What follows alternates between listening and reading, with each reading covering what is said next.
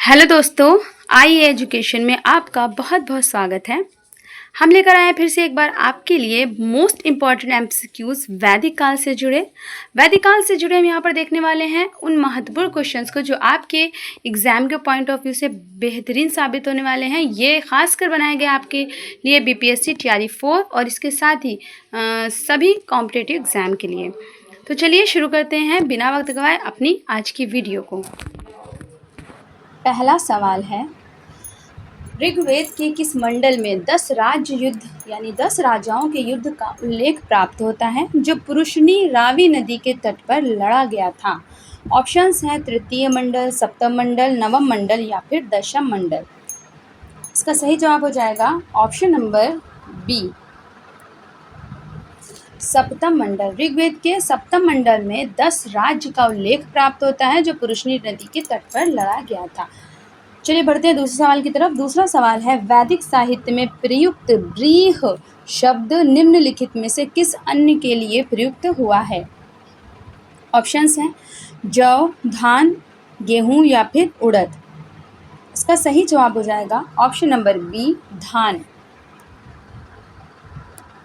सवाल नंबर 3, उत्तर वैदिक काल में कर या टैक्स एकत्र करने वाले अधिकारी को क्या कहा जाता था? ऑप्शंस हैं अक्षवाक, सूत, भागदुग या फिर संग्रहीती। सवाल नंबर 3 का सही जवाब हो जाएगा ऑप्शन नंबर सी, भागदुग कहा जाता था उत्तर वैदिक काल में कर एकत्र करने वाले अधिकारी को। नेक्स्ट क्वेश्चन है, गोपथ ब्राह्मण निम्नलिखित में से किस वेद से संबद्ध ब्राह्मण ग्रंथ है? ऑप्शंस हैं अथर्ववेद, सामवेद, यजुर्वेद या फिर ऋग्वेद। इसका सही जवाब है ऑप्शन नंबर ए, अथर्ववेद। अगला सवाल है, उपनिषदों को किस अन्य नाम से भी जाना जाता है? ऑप्शंस हैं वेदांग, आरण्यक, संहिता यहाँ पर और वेदांत। तो यहाँ से सही जवाब जो हमारा ऑप्शन नंबर डी, वेदांत। नेक्स्ट क्वेश्चन है, ऋग्वैदिक काल की सबसे प्रमुख एवं पवित्र मानी जाने वाली नदी कौन सी थी? ये बताना है कि ऋग्वैदिक काल में सबसे पवित्र और प्रमुख नदी कौन सी मानी जाती थी। ऑप्शंस हैं सिंधु नदी, सरस्वती नदी, वितस्ता नदी या फिर शतद्रु नदी। 6 का सही हो जाएगा ऑप्शन नंबर बी, सरस्वती नदी को ऋग्वैदिक काल में सबसे प्रमुख और पवित्र नदी माना जाता था। नेक्स्ट क्वेश्चन है, प्रसिद्ध गायत्री मंत्र ऋग्वेद के किस मंडल में वर्णित है और इसके रचयिता भी बताना है? ऑप्शन है तृतीय मंडल विश्वामित्र, चतुर्थ मंडल वामदेव, द्वितीय मंडल ग्रसमद और सप्तम मंडल वशिष्ठ। 7 का सही जवाब जाएगा ऑप्शन नंबर ए, प्रसिद्ध गायत्री मंत्र ऋग्वेद के तृतीय मंडल में स्थापित है और इसके रचयिता है विश्वामित्र। अगला सवाल है, वैदिक कालीन संस्थाओं, सभा और समिति को किस वेद में प्रजापति की 2 पुत्रियां कहा गया है? ऑप्शंस हैं ऋग्वेद, सामवेद, यजुर्वेद या फिर अथर्ववेद। 8 का सही हो जाएगा ऑप्शन नंबर डी, अथर्ववेद।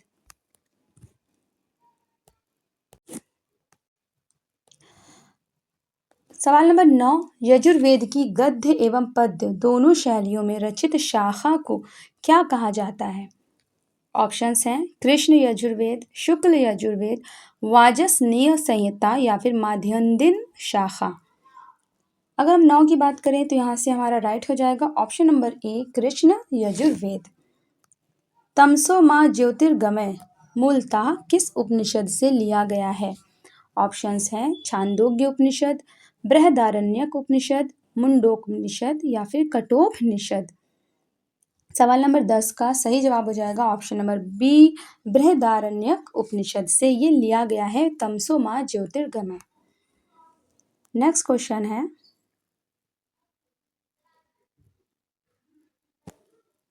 ऋग्वैदिक समाज में अघन्या जिसकी हत्या ना की जा सके इस शब्द का प्रयोग किसके लिए किया गया था? ऑप्शंस हैं स्त्री, पुरोहित, गाय या फिर कन्या। 11 का सही जवाब जाएगा ऑप्शन नंबर सी, गाय। नेक्स्ट क्वेश्चन है क्वेश्चन नंबर 12। वैदिक साहित्य के अनुसार सत्यमेव जयते उक्ति ये किस उपनिषद से उद्भत है, यानी ये किस उपनिषद में है सत्यमेव जयते। ऑप्शन है ईशावास्योपनिषद, प्रश्नोपनिषद, प्रश्नोपनिषद और मुंडकोपनिषद। यहाँ पर अगर बात करें बी और सी की तो एक ही ऑप्शन हो गया है, बी भी वही है, सी भी वही है। वैसे इसका सही जवाब देख लेते हैं है क्या। 12वीं का सही हो जाएगा ऑप्शन नंबर डी, सत्यमेव जयते ये उपनिषद है मुंडोक उपनिषद में। अगला सवाल है यम और नचिकेता के बीच का प्रसिद्ध संवाद किस उपनिषद में प्राप्त होता है। ऑप्शन है कठोपनिषद, केनोपनिषद, श्वेताश्वतरोपनिषद या फिर मांडूक्योपनिषद में। तो अगर हम देखें सवाल नंबर क्वेश्चन नंबर 13 तो इसका सही जवाब हो जाएगा ऑप्शन नंबर ए, यम और नचिकेता के बीच का प्रसिद्ध संवाद हमें कठोपनिषद में देखने को मिलता है। अगला सवाल है वैदिक काल में युद्ध के लिए किस शब्द का प्रयोग किया जाता था जिसका अर्थ है गौओं की खोज होता है। ऑप्शन है दुहित्री, गविष्टि, असमन या वणिज। क्वेश्चन नंबर 14 का सही जवाब हो जाएगा ऑप्शन नंबर बी, वैदिक काल में युद्ध के लिए गविष्ठ शब्द का प्रयोग किया जाता है जिसका अर्थ होता है गौओं की खोज। क्वेश्चन नंबर 15 ऋग्वेद में नवम मंडल के सभी 114 सूक्त किस एक ही देवता को समर्पित हैं। ऑप्शन है अग्नि, इंद्र, सोम या फिर वरुण। क्वेश्चन नंबर 15 का सही जवाब हो जाएगा ऑप्शन नंबर सी, ऋग्वेद के नवम मंडल के सभी 114 सूक्त सोम देवता को समर्पित हैं। नेक्स्ट क्वेश्चन है ऋग्वैदिक काल की प्राचीनतम राजनीतिक अथवा सामाजिक संस्था कौन सी मानी जाती है। ऑप्शंस हैं सभा, समिति, विदथ या फिर परिषद। क्वेश्चन नंबर 16 का सही जवाब हो जाएगा ऑप्शन नंबर सी, ऋग्वैदिक काल की प्राचीनतम राजनीतिक अथवा सामाजिक संस्था विदथ को माना जाता है। सवाल नंबर 17 है शतपथ ब्राह्मण ग्रंथ निम्नलिखित में से किस वेद से संबंधित है। ऑप्शंस है ऋग्वेद, यजुर्वेद, सामवेद या फिर अथर्ववेद। सवाल नंबर 17 का सही जवाब है option number B, Shatapatha Brahmana ग्रंथ यजुर्वेद से संबंधित हैं। बढ़ते हैं अगले सवाल की तरफ। सवाल नंबर 18 उपनिषद काल के राजा अश्वपति कहाँ के शासक थे। ऑप्शन है काशी, केकय, पांचाल या फिर विदेह। 18 का सही जवाब हो जाएगा ऑप्शन नंबर बी, उपनिषद काल के राजा अश्वपति केकय के शासक थे। क्वेश्चन नंबर 19 है ऋग्वैदिक नदियों में अस्किनी प्राचीन नाम किस आधुनिक नदी का नाम है, यानी कि ये जो ऋग्वैदिक काल में एक नदी थी इसका नाम था अस्किनी, ये आज किस नाम से जानी जाती है। ऑप्शंस है व्यास, झेलम, चिनाब या फिर रावी। 19 का सही जवाब हो जाएगा ऑप्शन नंबर सी, जो कि चिनाब नाम से अब जानी जाती है और इसका प्राचीनतम नाम है अस्किनी। बढ़ते हैं अगले सवाल की तरफ। सवाल नंबर 20 वैदिक कर्मकांड में होता या होत्री का संबंध किस वेद के मंत्रों का पाठ करने वाले पुरोहित से है। ऑप्शंस हैं ऋग्वेद, सामवेद, यजुर्वेद या फिर अथर्ववेद। अगर हम क्वेश्चन नंबर 20 की बात करें तो इसका सही जवाब है ऑप्शन नंबर ए, वैदिक कर्मकांड में होता या होत्री का संबंध ऋग्वेद के मंत्रों का पाठ करने वाले पुरोहित से है। बढ़ते हैं अपने अगले सवाल की तरफ। सवाल नंबर 21 सत्यकाम जाबाल की कथा जो अनब्याही मां होने के लांछन को चुनौती देती है किस उपनिषद में उल्लिखित है। ऑप्शंस हैं छांदोग्य उपनिषद, प्रश्नोपनिषद, कठोपनिषद या फिर केनोपनिषद। सवाल नंबर 21 का सही जवाब हो जाएगा option number A, Satyakam Jabala की कथा जो अनब्याही मां के लांछन को चुनौती देती है, यह छांदोग्य उपनिषद में उल्लिखित है। सवाल नंबर 22 देख लेते हैं। उत्तर वैदिक काल में आर्य संस्कृति का मुख्य केंद्र कौन सा क्षेत्र था। ऑप्शन है सप्त सैंधव प्रदेश, मध्य देश, गंगा यमुना दोआब, मगध एवं अंग या फिर दक्षिण भारत। 22 का सही जवाब हो जाएगा ऑप्शन नंबर बी, मध्य देश या गंगा यमुना दोआब। सवाल नंबर 23 अथर्ववेद का गायन या निरीक्षण करने वाले मुख्य पुरोहित को क्या कहा जाता था? ऑप्शन है उद्याता, अधर्वयु, ब्रह्मा या फिर होता। 23 का सही जवाब है ऑप्शन नंबर सी, अथर्ववेद का गायन या निरीक्षण करने वाले मुख्य पुरोहित को ब्रह्मा कहा जाता था। सवाल नंबर 24, ऋग्वेद में उल्लिखित पुरुष सूक्त प्रथम बार किस मंडल में वर्ण व्यवस्था का स्पष्ट उल्लेख करता है? ऑप्शन है प्रथम मंडल, अष्टम मंडल, नवम मंडल या फिर दशम मंडल। 24 का सही जवाब है ऑप्शन नंबर डी, ऋग्वेद में उल्लिखित पुरुष सूक्त प्रथम बार दशम मंडल में वर्ण व्यवस्था का स्पष्ट उल्लेख करता है। अगला सवाल है सवाल नंबर 25, भारत के राष्ट्रीय प्रतीक पर अंकित शब्द सत्यमेव जयते के अलावा अतो मा सदमय कहाँ से लिया गया है? ऑप्शन है ऋग्वेद, सामवेद, यजुर्वेद या फिर अथर्ववेद। 25 का सही जवाब हो जाएगा ऑप्शन नंबर ए, भारत के राष्ट्रीय प्रतीक पर अंकित शब्द सत्यमेव जयते के अलावा अतो मा सद्रम ये ऋग्वेद से लिया गया है। 26 सवाल है आयुर्वेद अर्थात जीवन का विज्ञान का उल्लेख सर्वप्रथम किस वेद में मिलता है? ऑप्शन है सामवेद, यजुर्वेद या अथर्ववेद फिर ऋग्वेद। 26 का सही जवाब हो जाएगा ऑप्शन नंबर सी, अथर्ववेद में हमें आयुर्वेद अथवा जीवन का विज्ञान का उल्लेख मिलता है। बढ़ते हैं अगले सवाल की तरफ, जो कि है सवाल नंबर 27, प्राचीन वैदिक काल में निष्क का प्रयोग आभूषण के रूप में होता था, किंतु उत्तर वैदिक काल में इसका प्रयोग किस रूप में होने लगा? ऑप्शन है कृषि औजार, सिक्का या मुद्रा, शस्त्र या फिर बर्तन। 27 का सही जवाब हो जाएगा ऑप्शन नंबर बी, इसका उपयोग जिसका उपयोग प्राचीन काल में आभूषण के तौर पर होता था, निष्क का उपयोग, ये आगे चलकर उत्तर वैदिक काल में सिक्का या मुद्रा के रूप में इसका प्रचलन होने लगा। सवाल नंबर 28 है, ऋग्वैदिक देवताओं में किसे ऋतस्य गोपा प्राकृतिक या नैतिक नियमों का संरक्षक कहा गया है? ऑप्शन है इंद्र, वरुण, अग्नि या फिर मित्र। 28 का सही जवाब जाएगा ऑप्शन नंबर बी, वरुण। ऋग्वैदिक देवताओं में ऋतस्य गोपा कहा गया है वरुण को। अगला सवाल है, चरक संहिता नामक पुस्तक किस विषय से संबंधित है और जिसका आधार वैदिक परंपरा माना जाता है? ऑप्शन है अर्थशास्त्र, राजनीति, चिकित्सा या फिर धर्म।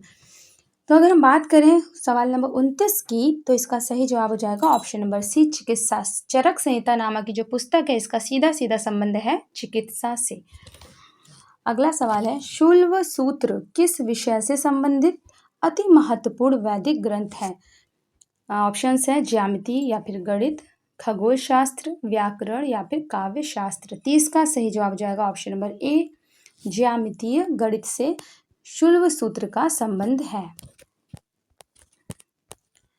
अगला सवाल है सवाल नंबर 31, आर्य शब्द की भाषा वैज्ञानिक उत्पत्ति के संदर्भ में अरि शब्द का मूल अर्थ निम्नलिखित में से क्या नहीं माना जाता है? यानी अरि का इनमें से 3 तो अर्थ निकल रहा है, लेकिन एक अर्थ नहीं है, उसी को हमें चुनना है। ऑप्शन है विदेशी, अजनबी, नवांगतुक या फिर स्थायी निवासी। सवाल नंबर 31 का राइट हो जाएगा ऑप्शन नंबर डी, स्थायी निवासी। आर्य शब्द की भाषा वैज्ञानिक उत्पत्ति के संदर्भ में आर्य शब्द का मूल अर्थ होता है स्थायी निवासी। इसमें पूछ रहा था क्या नहीं माना जाता है, तो आर्य शब्द की जो भाषा वैज्ञानिक उत्पत्ति के संदर्भ में आर्य शब्द का अर्थ है वो ये तीनों होता है। विदेशी भी इसका मतलब है, अजनबी भी मतलब है और नवांगतुक भी इसका अर्थ होता है, परंतु स्थायी निवासी इसका अर्थ नहीं होता है। बढ़ते हैं अपने अगले सवाल की तरफ। सवाल नंबर 32, ऋग्वेद संहिता में आर्य शब्द का उल्लेख कुल कितनी बार हुआ है? ऑप्शन है 36, 24, 108 या 1028 बार। तो अगर हम 32 का आंसर देखें, इसका सही जवाब हो जाएगा option number A, 36 bar. 36 times इसका आर्य शब्द का प्रयोग उल्लेख हुआ है ऋग्वेद संहिता में। बढ़ते हैं अगले सवाल की तरफ। सवाल नंबर 33, विद्वान ब्रांडेनस्टीन के अनुसार आर्यों का मूल निवास स्थान कौन सा क्षेत्र था? ऑप्शन है उत्तरी ध्रुव, दक्षिणी रूस, हंगरी या पामीर का पठार। 33 का सही जवाब जाएगा ऑप्शन नंबर बी, विद्वान ब्रांडेनस्टीन के अनुसार आर्यों का जो मूल स्थान इन्होंने माना है ना, वो माना है दक्षिणी रूस को। अगला सवाल है, आर्यों का मूल निवास स्थान हंगरी यूरोप बताने वाले विद्वान इनमें से कौन है? ऑप्शन है नेहरिंग एवं गार्डन चाइल्ड्स, LD कल्ला, P जाइल्स, डॉक्टर संपूर्णानंद। 34 का सही हो जाएगा ऑप्शन नंबर सी। इसे माना है आर्यों का मूल स्थान हंगरी, यूरोप। मानते हैं कौन? P Giles. अगला सवाल है 35। ब्रह्मर्षि देश को आर्यों का मूल निवास स्थान मानने वाले विद्वान कौन हैं? ऑप्शन है पंडित गंगानाथ झा, DS त्रिवेदी, स्वामी दयानंद सरस्वती या फिर विलियम जोन्स। 35 का सही जवाब हो जाएगा ऑप्शन नंबर ए, पंडित गंगानाथ झा ब्रह्म ऋषि देश को आर्यों का मूल निवास स्थान मानते हैं। अगला सवाल है विद्वान DS त्रिवेदी ने आर्यों का मूल निवास स्थान क्या माना है? ऑप्शन है कश्मीर व हिमालय देश, देविका मुल्तान, बैक्टीरिया या फिर जर्मनी। 36 का सही जवाब हो जाएगा option number B, Devika Multan. ये माना है आर्यों का मूल निवास स्थान डॉक्टर DS त्रिवेदी ने। नेक्स्ट क्वेश्चन है बैक्टीरिया को आर्यों का मूल निवास स्थान किस विद्वान ने स्वीकार किया? ऑप्शन है पेनका व हेट, मेयर, कील, ओल्डर्न, वर्ग, रोड्स या फिर मैक्स वुलर। अगर हम 37 आंसर देखें तो इसका सही जवाब जाएगा option number C, Rhodes. Rhodes ने बैक्टीरिया को आर्यों का मूल निवास स्थान माना है। बढ़ते हैं अगले सवाल की तरफ। 38 पेनका एवं हेट के अनुसार आर्यों का मूल निवास स्थान कहाँ स्थित था? ऑप्शन है जर्मनी, दक्षिणी रूस, पामीर का पठार या फिर मध्य एशिया। 38 का सही जवाब हो जाएगा ऑप्शन नंबर ए, जर्मनी। पेनका एवं हेट आर्यों का मूल निवास स्थान क्या मानते हैं? जर्मनी। अगला सवाल है पामीर के पठार को आर्यों का मूल निवास स्थान मानने वाले विद्वानों के समूह में कौन शामिल नहीं है? यानी इनमें से जो 3 है ना, वो पामीर के पठार को आर्यों का मूल निवास स्थान मानते हैं, परंतु एक जो नहीं मानते हैं उन्हीं को हमें चूज करना है। ऑप्शन है मेयर, कील, ओल्डन, वर्ग, बाल गंगाधर तिलक। 39 का सही जवाब होगा ऑप्शन नंबर डी, बाल गंगाधर तिलक आर्यों का मूल निवास स्थान पामीर के पठार को नहीं मानते हैं, जबकि ओल्डन, वर्ग, कील और मेयर ये तीनों के तीनों पामीर के पठार को ही आर्यों का मूल निवास स्थान मानते हैं। अगला सवाल है अलेक्जेंडर वॉन हम्बोल्ट द्वारा किस वर्ष मध्य एशिया भौगोलिक क्षेत्र का नामकरण किया गया था? ऑप्शन है 1843 ईस्वी, 1857 ईस्वी, 1901 ईस्वी या फिर 1500 ईसा पूर्व। 40 का सही जवाब जाएगा ऑप्शन नंबर ए, 1843 ईसा ईस्वी। नेक्स्ट क्वेश्चन है मध्य एशिया के भू अवरुद्ध लैंड एंड लॉक्ड क्षेत्र में कौन सा देश शामिल नहीं है? इनमें से 3 तो शामिल है परंतु एक शामिल नहीं, उसी को हमें सेलेक्ट करना है। ऑप्शंस हैं उज्बेकिस्तान, कजाकिस्तान, अफगानिस्तान या फिर किर्गिस्तान। क्वेश्चन नंबर 41 का सही जवाब जाएगा ऑप्शन नंबर सी, अफगानिस्तान को में ये देश शामिल नहीं है, जबकि मध्य एशिया के भू अवरुद्ध क्षेत्र में उज्बेकिस्तान, कजाकिस्तान और किर्गिस्तान ये तीनों शामिल हैं, अफगानिस्तान शामिल नहीं है। अगला सवाल है निम्नलिखित में से कौन से 3 वेद मिलकर वेद त्रयी कहलाते हैं? ऑप्शन है ऋग्वेद, यजुर्वेद, सामवेद, ऋग्वेद, सामवेद, अथर्ववेद, यजुर्वेद, सामवेद, अथर्ववेद या फिर ऋग्वेद, यजुर्वेद और अथर्ववेद। अगर हम बात करें क्वेश्चन नंबर 42 की तो इसका सही जवाब हो जाएगा ऑप्शन नंबर ए, ये तीनों वेद मिल करके वेद त्रयी कहलाते हैं। ये कौन कौन से हैं? ऋग्वेद है, यजुर्वेद है, सामवेद है। इसमें अथर्ववेद को शामिल नहीं किया गया है। बढ़ते हैं अगले सवाल की तरफ। ऋग्वेद की रचना किस भौगोलिक प्रदेश में हुई थी? ऑप्शन है ब्रह्मर्षि देश, सप्त सैंधव देश, मध्य देश या फिर दक्षिणापथ। क्वेश्चन नंबर 43 का सही जवाब जाएगा ऑप्शन नंबर बी, सप्त सैंधव प्रदेश। ऋग्वेद की रचना सप्त सैंधव प्रदेश में हुई थी। क्वेश्चन नंबर 44 ऋग्वेद के संकलनकर्ता का पूरा नाम या उपनाम क्या है? ऑप्शन है महर्षि विश्वामित्र, प्रजापति, महर्षि कृष्ण द्वैपायन या वेदव्यास या फिर याज्ञवल्क्य। 44 का सही जवाब हो जाएगा ऑप्शन नंबर सी, ऋग्वेद के संकलनकर्ता का पूरा नाम है महर्षि कृष्ण द्वैपायन या फिर वेदव्यास भी इन्हें कहा जाता है। बढ़ते हैं अगले सवाल की तरफ। सवाल नंबर 45 ऋग्वेद के 3 प्रमुख पाठों में वाष्कल पाठ में कितने मंत्र सम्मिलित हैं? ऑप्शन है 1017 सूक्त, 11 सूक्त, 56 मंत्र या फिर 1028 सूक्त। 45 का सही जवाब है ऑप्शन नंबर सी, यहाँ पर 56 मंत्र शामिल हैं। नेक्स्ट क्वेश्चन है ऋग्वेद के 10 मंडलों में से किन मंडलों को प्राचीन वंश मंडल कहा जाता है? मोस्ट इंपॉर्टेंट क्वेश्चन है, इसे आप टिक कर लीजिएगा। बाकी सारे सभी क्वेश्चंस को आपके लिए वेरी इंपॉर्टेंट बनाया गया है और इन्हें आपके लिए बहुत सारी बुक्स से छाट करके हम MCQs लाते हैं। चलिए देखते हैं इसका सही जवाब क्या है। ऑप्शंस हैं पहले से 5वें मंडल तक, दूसरे से 7वें मंडल तक, 8वें से 10वें मंडल, या फिर पहले 8वें 9वें से 10वें मंडल तक। तो 46 का राइट हो जाएगा ऑप्शन नंबर बी, दूसरे से लेकर 7वें मंडल तक को क्या कहा जाता है? वंश मंडल कहा जाता है। बढ़ते हैं अगले सवाल की तरफ। अगला सवाल है, ऋग्वेद में बाद में कौन से मंडल जोड़े गए या फिर इन्हें जोड़े जाते हैं माना जाता है? ऑप्शंस हैं पहला, 8वां, 9वां और 10वां, दूसरा, तीसरा, चौथा या 5वां, केवल 10वां मंडल, या फिर तीसरा, 5वां, 7वां और 9वां मंडल। 47 का राइट हो जाएगा ऑप्शन नंबर ए, ऋग्वेद में बाद में जो मंडल जोड़े गए हैं वो है पहला, 8वां, 9वां और 10वां मंडल। नेक्स्ट क्वेश्चन है, ऐतरेय एवं कौशितकीय किस वेद के प्रसिद्ध ब्राह्मण ग्रंथ हैं? ऑप्शन है यजुर्वेद, सामवेद, अथर्ववेद या फिर ऋग्वेद। 48 का राइट हो जाएगा ऑप्शन नंबर डी, ऋग्वेद के ऐतरेय और कौशितकीय ये प्रसिद्ध ब्राह्मण ग्रंथ हैं। नेक्स्ट क्वेश्चन है 49, यजुर्वेद के कर्म कांड का संपादन करने वाले अध्येता या पुरोहित को क्या कहा जाता है? ऑप्शन है होत्र, अधर्वयु, उद्वाता या फिर ब्रह्मा। 49 का राइट हो जाएगा ऑप्शन नंबर बी, यजुर्वेद के कर्मकांड का संपादन करने वाले अध्येता या फिर पुरोहित को कहा जाता है अधर्वयु। नेक्स्ट क्वेश्चन है, सामवेद के मंत्रों का गायन करने वाले पुरोहित या अध्येता को किस नाम से जाना जाता है? ऑप्शन है उद्गाता, अधर्वयु, होत्र या फिर ब्रह्मा। 50 का सही जवाब हो जाएगा ऑप्शन नंबर ए, उद्गाता इन्हें कहा जाता है, सामवेद के मंत्रों का गायन करने वाले पुरोहित या फिर अध्येता को। नेक्स्ट क्वेश्चन है,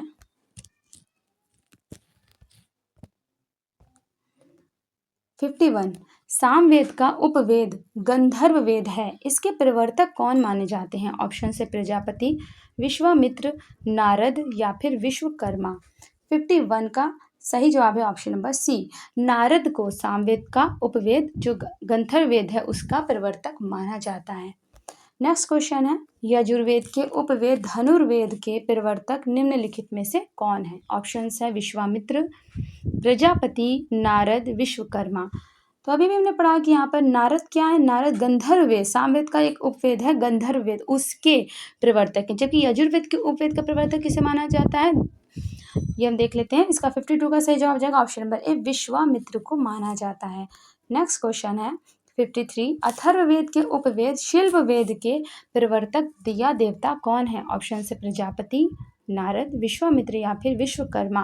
53 का राइट जाएगा ऑप्शन नंबर डी, विश्वकर्मा। यहाँ पर एक एक क्वेश्चन में दो दो क्वेश्चन छुपे हुए हैं, आपसे यहाँ पर सीधा सीधा अथर्ववेद का उपवेद भी पूछ लेता है, तो आपको याद रखना है शिल्प वेद है, यजुर्वेद का उपवेद क्या है? धनुर्वेद है, और सामवेद का उपवेद क्या है? गंधर्व वेद है, और इनके प्रवर्तक को भी आपको याद रखना है कि इनके प्रवर्तक कौन है। बढ़ते हैं अगले सवाल की तरफ। सवाल नंबर 54, गोपथ किस वेद का एकमात्र ब्राह्मण ग्रंथ है?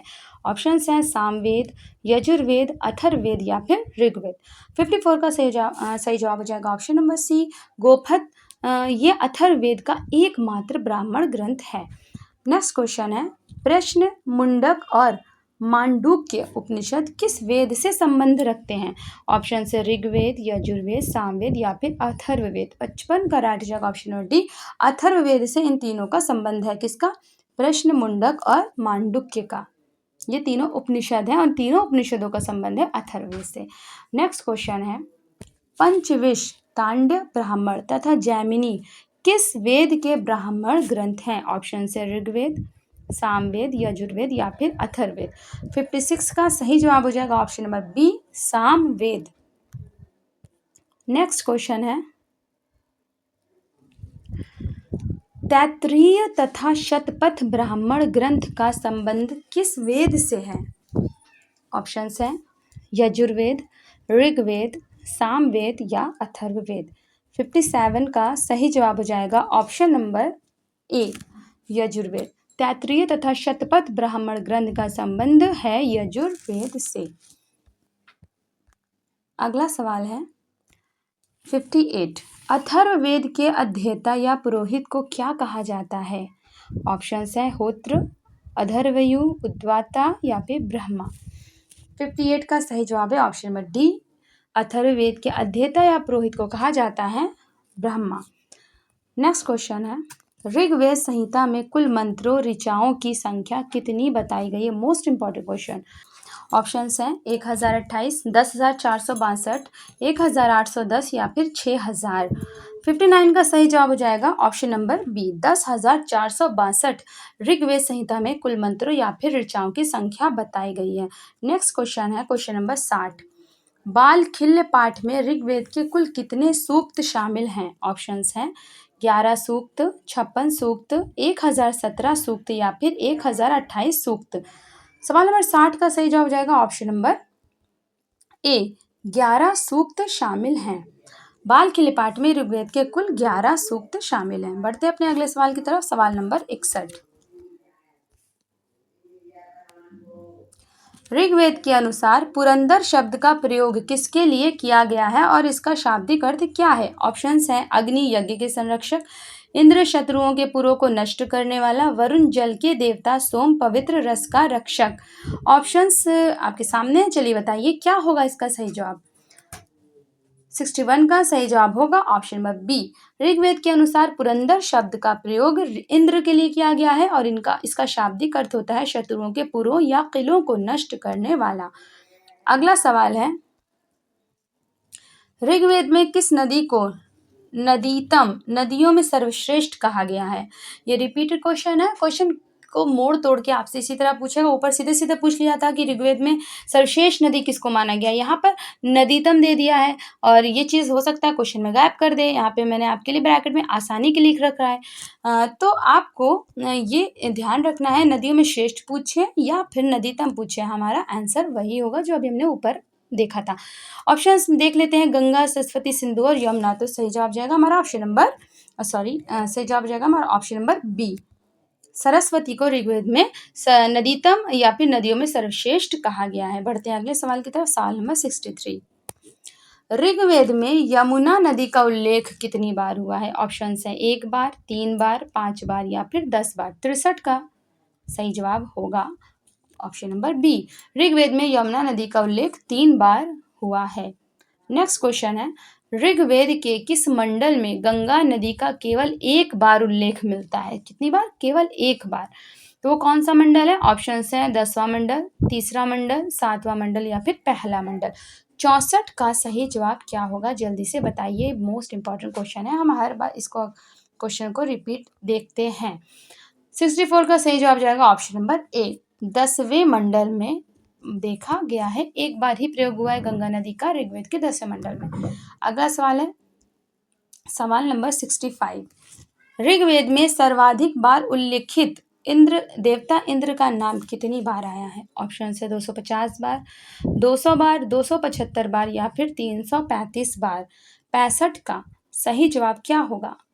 तो इसका सही जवाब होगा ऑप्शन नंबर ए। ऋग्वेद में सर्वाधिक बार उल्लेखित देवता इंद्र का नाम 250 बार आया है। कितनी बार? 250 बार। नेक्स्ट क्वेश्चन है क्वेश्चन नंबर 66। ऋग्वेद की तालिका के अनुसार पिता और जन शब्द का उल्लेख क्रमशः कितनी बार हुआ है? ऑप्शन है 200 और 176, 275 और 250, 234 और 215, 335 एवं 275। तो 66 का सही जवाब जाएगा ऑप्शन नंबर डी। ऋग्वेद की तालिका के अनुसार पिता शब्द का प्रयोग 335 बार और जन शब्द का प्रयोग 275 बार हुआ है। नेक्स्ट क्वेश्चन है, ऋग्वेद में समिति और सभा का उल्लेख क्रमशः कितनी बार मिलता है? ऑप्शन से 8 और 9, 10 और 9, 9 और 8 या फिर 15 और 11। 67 का सही जवाब जाएगा ऑप्शन नंबर सी। समिति का उल्लेख 9 बार और सभा का उल्लेख 8 बार हुआ है। बढ़ते हैं अपने अगले सवाल की तरफ। ऋग्वेद में वैश्य तथा शूद्र शब्द का प्रयोग कितनी बार हुआ है? ऑप्शंस हैं 1 बार, 9 बार, 3 बार या फिर 10 बार। 68 का सही जवाब जाएगा ऑप्शन नंबर ए। वैश्य और शूद्रा इन दोनों शब्द का प्रयोग सिर्फ और सिर्फ एक बार हुआ है। बढ़ते हैं अगले सवाल की तरफ। प्रसिद्ध वाक्य अस्तो मां समदय मूलतः किस वेद से उद्धृत किया गया है? यानी ये जो हमारा वाक्य है अस्तो मां समदय इसे लिया गया है किससे? ऑप्शन है सामवेद, यजुर्वेद, ऋग्वेद या फिर अथर्ववेद। 69 का सही जवाब हो जाएगा ऑप्शन नंबर सी, इनको लिया गया है ऋग्वेद से। बढ़ते हैं अगले सवाल की तरफ। सवाल नंबर 70, ऋग्वेद की कौन सी बातें प्राचीनतम ईरानी भाषा के ग्रंथ से मिलती जुलती हैं? ऑप्शन है बाइबल, ज़ंद अविस्ता, कुरान या तोराह। अगर हम बात करें सवाल नंबर 70 की, तो इसका सही जवाब हो जाएगा ऑप्शन नंबर बी। ऋग्वेद की जो बातें हैं प्राचीनतम, वो ईरानी भाषा के ग्रंथ ज़ंद अविस्ता से मिलती जुलती हैं। बढ़ते हैं अपने अगले सवाल की तरफ। सामवेद का उपवेद निम्नलिखित में से कौन सा है? ऑप्शन है आयुर्वेद, धनुर्वेद, गंधर्व वेद या फिर शिल्पवेद।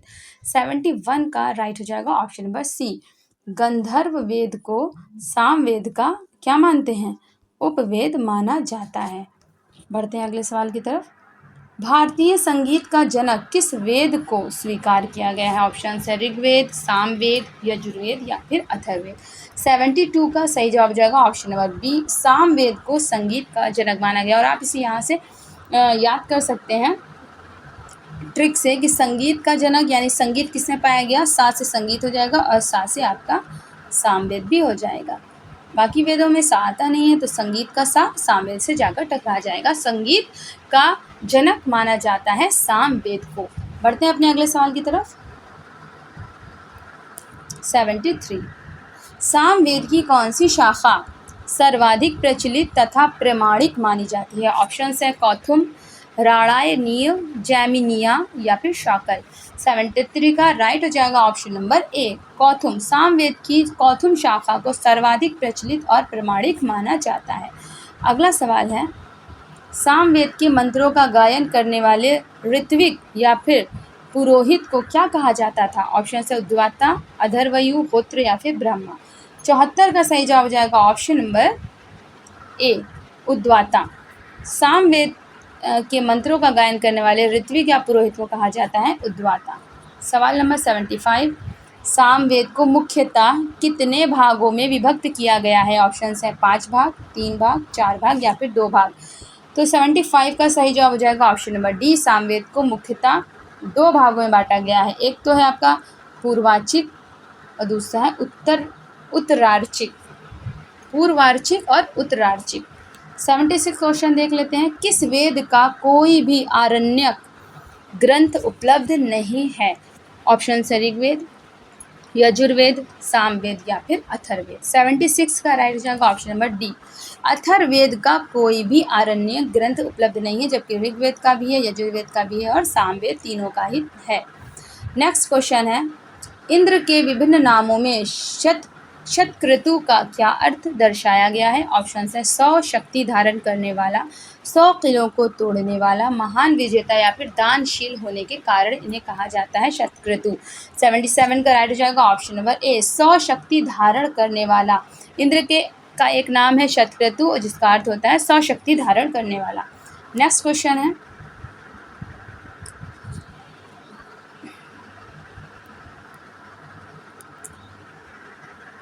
इंद्र के लिए प्रयुक्त वत्रहन शब्द का सही अर्थ क्या है? ऑप्शन है सोमरस का पान करने वाला, व्रत राक्षस का संहार करने वाला, कुशल रथ योद्धा या फिर दान देने वाला। 78 का राइट हो जाएगा ऑप्शन नंबर बी। और यहाँ पे ट्रिक भी आप देख लेंगे, व्रतहन यहाँ पे भी व्रत है, तो व्रतहन इनका एक नाम है। इसका कारण ये है कि व्रत राक्षस का संहार करने वाला भी इन्हें माना जाता है, किसे? इंद्र को। नेक्स्ट क्वेश्चन है, इंद्र को मघवा नाम किस कारण से दिया गया है? ऑप्शन से युद्ध जीतने के कारण, मेघों पर नियंत्रण करने के कारण, दानशील होने के कारण या फिर वज्र धारण करने के कारण। 79 का राइट जाएगा ऑप्शन नंबर सी, मघवा नाम किस कारण से दिया गया है? दानशील होने के कारण। अब यहाँ पर आप गलत कर भी सकते हैं, या आप सोचेंगे मेघों मघवा से मिल रहा है, मेघों पर नियंत्रण के कारण, इसे टिक कर देंगे, राइट आपका गलत हो जाएगा। तो राइट आंसर क्या है? मघवा नाम इन्हें दिया गया है दानशील होने के कारण। नेक्स्ट क्वेश्चन है,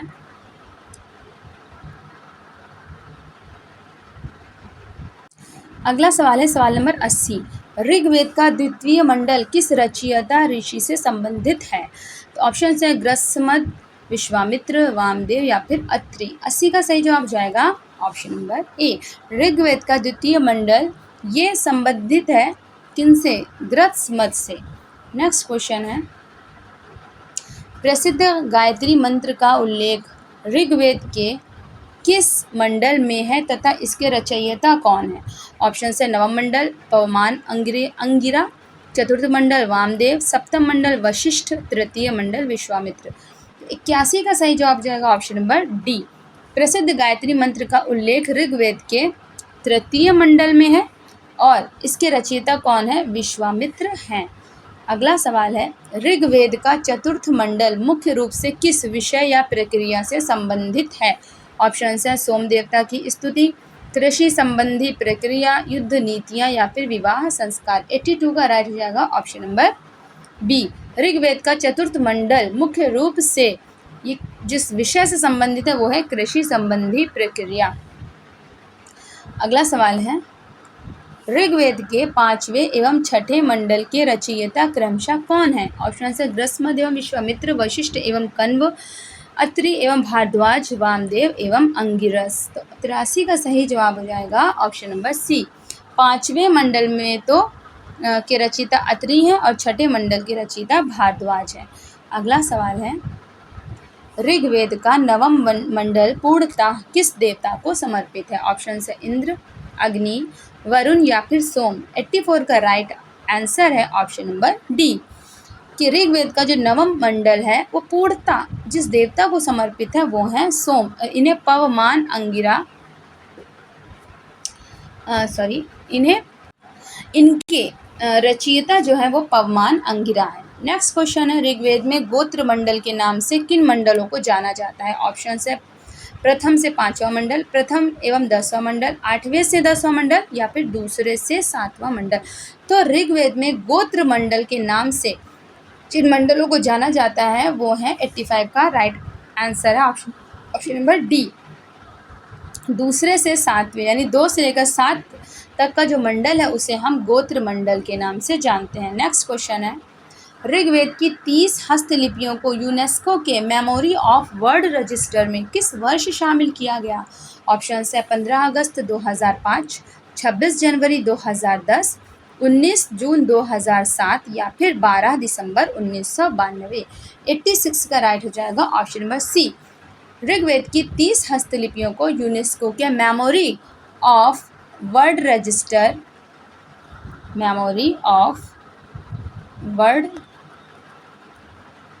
रजिस्टर में शामिल किया गया। कब शामिल किया गया?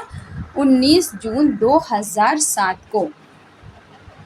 बढ़ते हैं अपने अगले सवाल की तरफ। सवाल नंबर 87, ऋग्वेद की संरक्षित हस्तलिपियां वर्तमान में किस संस्थान में सुरक्षित रखी गई हैं? ऑप्शन है नेशनल आर्काइव्स नई Delhi, Asiatic society Kolkata, Bhandarkar oriental research institute Pune या फिर ओरिएंटल रिसर्च लाइब्रेरी मैसूर में। तो 87 का राइट हो जाएगा ऑप्शन नंबर सी। ऋग्वेद की संरक्षित हस्तलिपियां वर्तमान में जहां पर सुरक्षित रखी गई हैं वो है Bhandarkar oriental research institute Pune. बढ़ते हैं अगले सवाल की तरफ। सवाल नंबर 88, यम और नचिकेता का प्रसिद्ध दार्शनिक संवाद किस उपनिषद में वर्णित है? ऑप्शन है मुंडकोपनिषद, कठोपनिषद, छांदोग्योपनिषद या फिर बृहदारण्यकोपनिषद।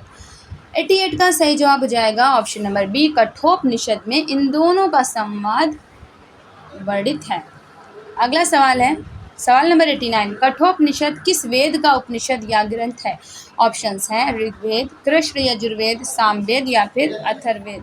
तो 89 का जो सही जवाब है वो है ऑप्शन नंबर बी, कठोपनिषद जिस वेद का उपनिषद ग्रंथ है वो है कृष्ण यजुर्वेद। अगला सवाल है, सवाल नंबर 90, कठोपनिषद में यम नचिकेता संवाद के दौरान नचिकेता यमराज से कितने प्रश्न पूछता है? ऑप्शंस हैं 2 प्रश्न, 7 प्रश्न, 5 प्रश्न या फिर 3 प्रश्न। क्वेश्चन नंबर 90 का राइट हो जाएगा ऑप्शन नंबर डी। कठोपनिषद में यम नचिकेता संवाद के दौरान नचिकेता यमराज से 3 प्रश्न पूछता है। बढ़ते हैं अगले सवाल की तरफ। क्वेश्चन नंबर 91, कठोपनिषद के अनुसार यमराज द्वारा नचिकेता को बताए गए जीवन के 2 मार्ग कौन से हैं? ऑप्शंस हैं धर्म मार्ग एवं अधर्म मार्ग, सत्य मार्ग एवं असत्य मार्ग, कर्म मार्ग एवं भक्ति मार्ग, प्रेय मार्ग एवं श्रेय मार्ग। 91 का राइट हो जाएगा ऑप्शन नंबर डी। कठोपनिषद के अनुसार यमराज द्वारा नचिकेता को बताए गए जीवन के 2 मार्ग जो हैं वो हैं प्रेय मार्ग और श्रेय मार्ग। नेक्स्ट क्वेश्चन है क्वेश्चन नंबर 92।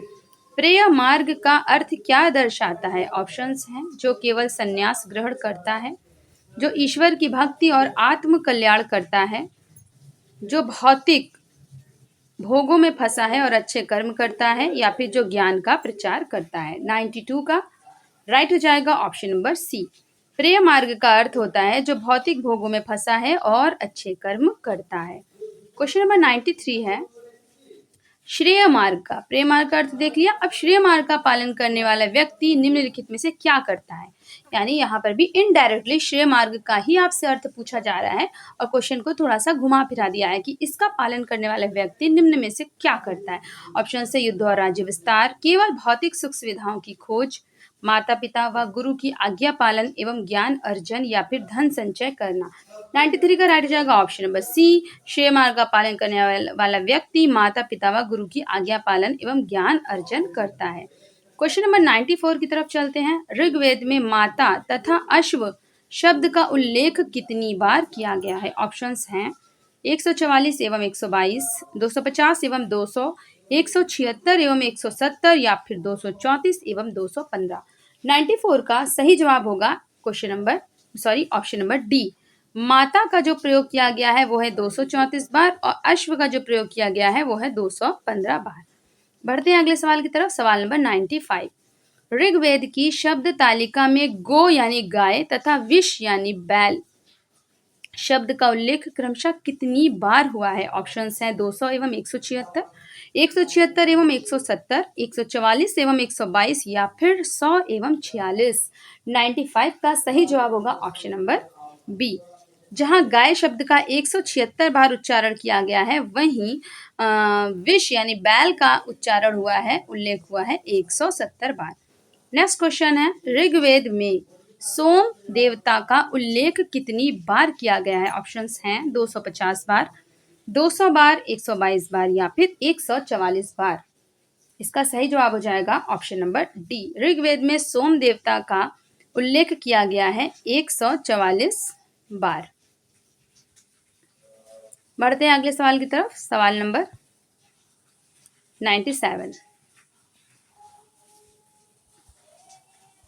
ऋग्वेद तालिका में विदथ शब्द का उल्लेख कितनी बार मिलता है? ऑप्शंस हैं 170 बार, 144 बार, 100 बार, या फिर 122 बार। 97 का राइट हो जाएगा ऑप्शन नंबर डी। ऋग्वेद तालिका में विदथ का उल्लेख हमें 122 बार देखने को मिलता है। बढ़ते हैं अगले सवाल की तरफ। सवाल नंबर 98। ऋग्वेद तालिका के अनुसार विष्णु शब्द का उल्लेख कितनी बार आया है? ऑप्शंस हैं 100 बार, 46 बार, 28 बार, या फिर 15 बार। इसका सही जवाब होगा 98 का ऑप्शन नंबर ए। ऋग्वेद तालिका के अनुसार विष्णु शब्द का उल्लेख 100 बार हुआ है। बढ़ते हैं अगले सवाल की तरफ। सवाल नंबर 99। ऋग्वेद में गढ़ तथा व्रज यानी गौशाला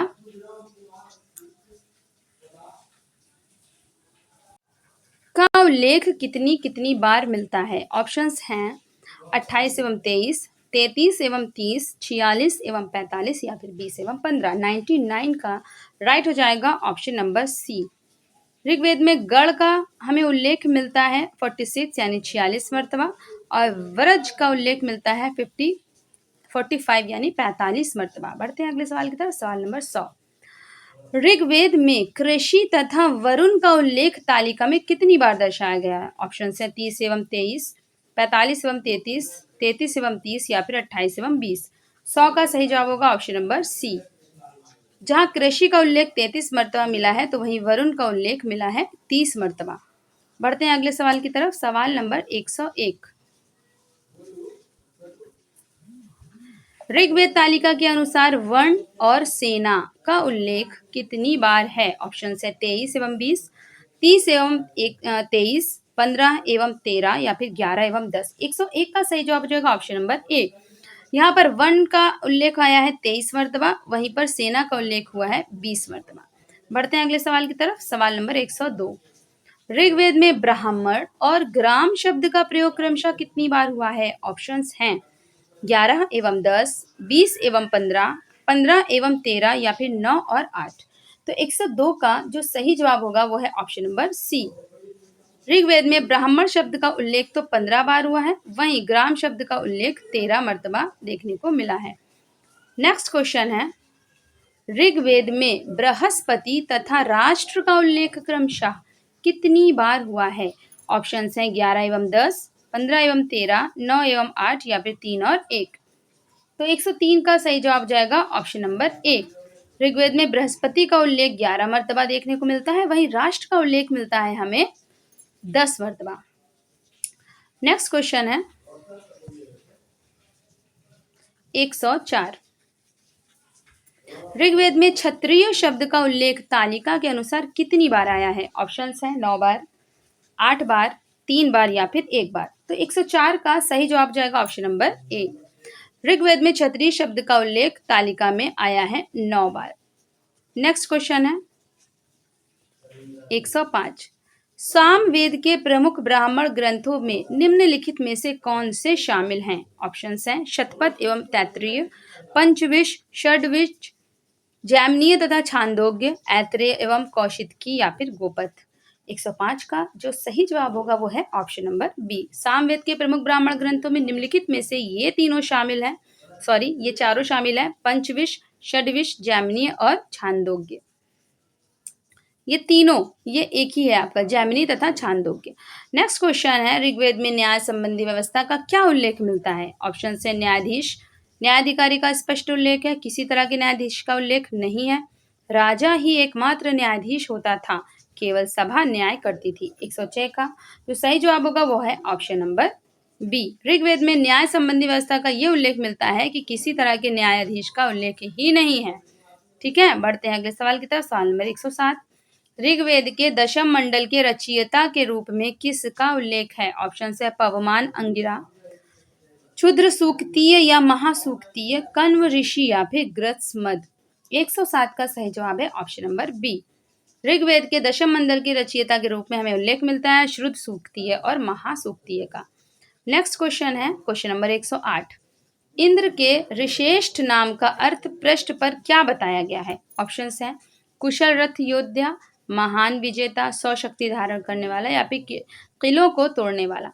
तो यहाँ से हमारा 108 का सही जवाब जाएगा ऑप्शन नंबर ए। इंद्र के विशेष नाम का अर्थ होता है कुशल रथ योद्धा। नेक्स्ट क्वेश्चन है, विजयेंद्र शब्द का अर्थ इंद्र के संदर्भ में क्या है? यानी ये नाम भी इंद्र का है, विजयेंद्र भी इंद्र का ही नाम है, इसका अर्थ आपसे पूछा जा रहा है। ऊपर भी हमने देखा है उनके कई नामों का अर्थ आपसे पूछा गया है। मोस्ट इंपोर्टेंट क्वेश्चन है, चलिए देखते हैं ऑप्शंस। महान विजेता, दानशील व्यक्ति, सोम रक्षक या फिर रथ योद्धा।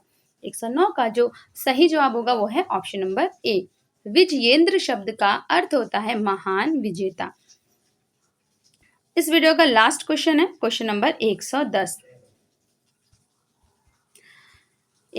पुराणों के अनुसार सामवेद की कितनी सहस्त्र या हजार शाखाओं का उल्लेख हमें मिलता है? ऑप्शन है 10 शाखाएं, 100 शाखाएं, 50 शाखाएं या फिर 1000 शाखाएं। तो 110 का सही जवाब जाएगा ऑप्शन नंबर डी, 1000 शाखाएं। तो ये थे हमारे मोस्ट इंपॉर्टेंट क्वेश्चंस, एमसीक्यूज वैदिक काल से जुड़े हुए, और आशा करती हूँ कि आपको ये सारे क्वेश्चंस बहुत ज़्यादा पसंद आए होंगे और इन्हें आपके लिए बहुत ज़्यादा बुक से डिटेल के साथ चुना गया है। इन्हें हम बहुत मेहनत से आपके लिए तैयार करते हैं। आप प्लीज़ इस मेहनत को अगर सराह रहे हैं, आपको ये वीडियो पसंद आई है तो ही जाकर के प्लीज़ इसे लाइक कर दीजिएगा और अपने दोस्तों में शेयर करना ना भूलें और सब्सक्राइब भी ज़रूर कर दीजिएगा। इसी तरह के अच्छे क्वेश्चंस के साथ, अच्छी तैयारी के साथ मिलते हैं अगली वीडियो में। तब तक के लिए थैंक यू।